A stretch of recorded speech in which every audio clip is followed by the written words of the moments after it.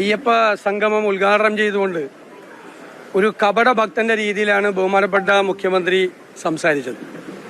2026 തെരഞ്ഞെടുപ്പ്, അതിനു മുമ്പ് നടക്കുന്ന ലോക്കൽ ബോഡി തെരഞ്ഞെടുപ്പ് മുന്നിൽ കണ്ടുകൊണ്ട് പിണറായി വിജയന് ഒരിക്കലും യോജിക്കാത്ത ഒരു ഭക്തിയുടെ പരിവേഷം അണിഞ്ഞുകൊണ്ടാണ് അദ്ദേഹം സംസാരിച്ചത്.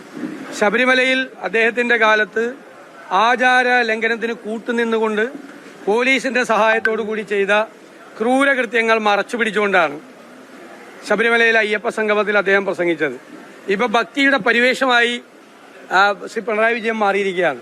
കഴിഞ്ഞ 9.5 കൊല്ലമായി ശബരിമലയിൽ ഒരു വികസന പ്രവർത്തനവും നടത്താൻ തയ്യാറാകാത്ത സർക്കാർ ഇപ്പൊ മാസ്റ്റർ പ്ലാനും വന്ന് തെരഞ്ഞെടുപ്പിന്റെ സായാഹ്നത്തിൽ ജനങ്ങളെ കബളിപ്പിക്കാൻ വേണ്ടി ഇറങ്ങിയിരിക്കുകയാണ്.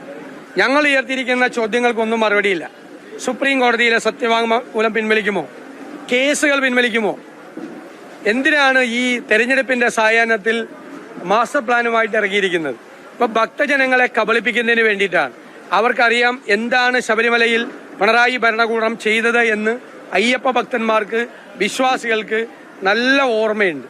അതൊന്ന് ഓർമ്മപ്പെടുത്താൻ വേണ്ടി മാത്രമാണ് ഈ അയ്യപ്പ സംഗമം സഹായിച്ചത്. ഇത് തെരഞ്ഞെടുപ്പിനെ മുന്നിൽ കണ്ടുകൊണ്ട് മാത്രമുള്ള കപട അയ്യപ്പ ഭക്തിയാണ് എന്ന് ഇന്നും ഒന്നുകൂടി തെളിഞ്ഞിരിക്കുക.